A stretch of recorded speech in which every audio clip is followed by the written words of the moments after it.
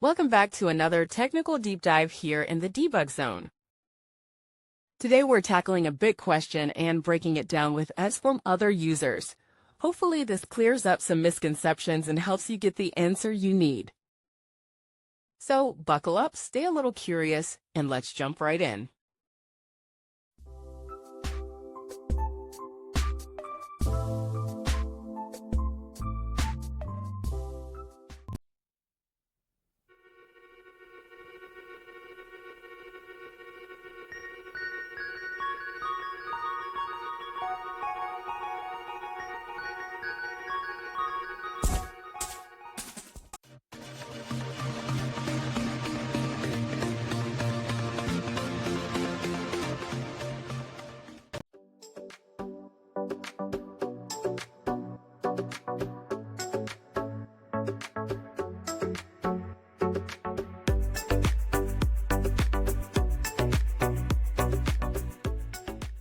And that's a wrap.